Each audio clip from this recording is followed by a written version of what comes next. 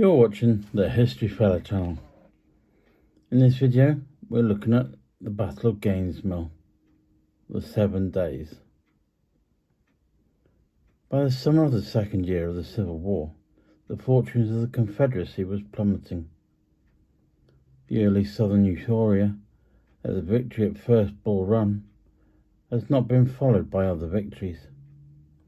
Instead, the next 11 months had brought many defeats, both in the eastern and western theatres.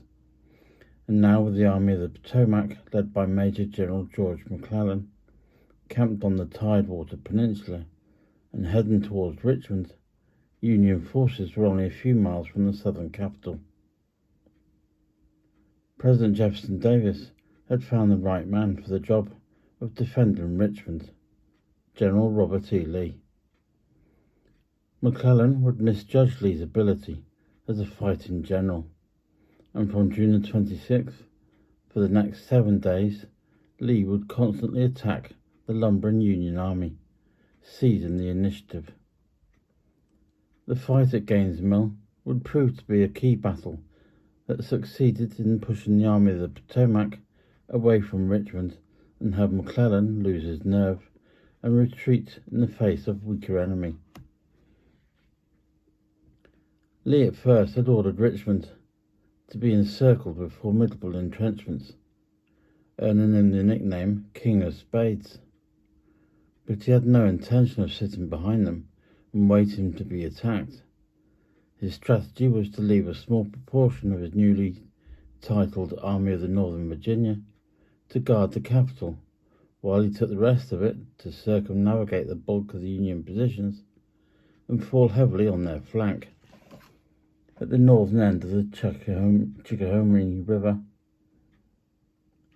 Reinforced with the 20,000 men of the Army of the Shenandoah, commanded by Major General Stonewall Jackson, the title he earned for his stubborn defense at the First Manassas, Lee had a formidable force of over 100,000 troops, and was armed with the detailed positioning of McClellan's lines provided by the mounted reconnaissance of Major General J.B. Stuart. The first day's battle saw Confederate troops hitting the isolated 5 Corps. This was guarding the Union northern flank and the road towards the Federal supply base at Mechanicsville. Commanded by Brigadier General Fitz John Porter, Lee's army was to pin him down, while Jackson's army would turn his flank and start the collapse of the whole Union line. However, Jackson was not in position due to delays, and Lee's frontal attack against Porter's positions along Beaver Dam Creek, the boggy stream that fed into the Chickahominy, went into a piecemeal. Well-sighted Union artillery and solid discipline enabled the 5th Corps to fight them off, and by the day's end Confederate casualties were high. Despite this setback, an unnerved McClellan believed he now not only faced superior numbers to his front outside of Richmond, but on his northern flank too. Despite urgings from his subordinates to attack the weakened capital, he refused, losing his chance to take the city and isolate Lee in the north from the reinforcements. With Stonewall Jackson's units now in position and threatening to cut 5th Corps off from the rest of the Union Army behind the river, McClellan ordered Porter to pull back to new entrenchments at Gaines Mill, closer to the Chickahominy, protecting the main crossing of it and the road that led to his main supply depot of White House Landing.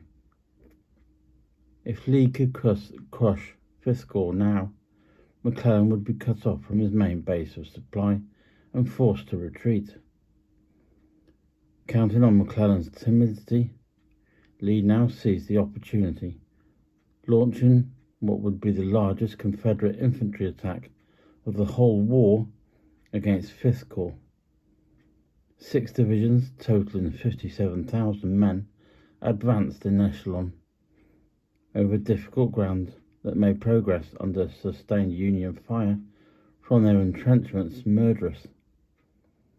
Although a difficult position to assault, Lee's commanders again failed to follow his plans, with their units uncoordinated and heavily beaten back as a result. With heavy casualties from the day's failed assaults, Lee took a last throw of the dice to break the Federal line. Sending in Hood's division, their rebel yell echoing around the battlefield as they came on. It would be the 4th Texas who broke through the first line of defense, forcing the Union troops to pull back in chaos as the rebels charged up to the crest, overrunning Porter's artillery. 5th Corps withdrew under rebel fire across the Chickahominy, burning the bridges behind them.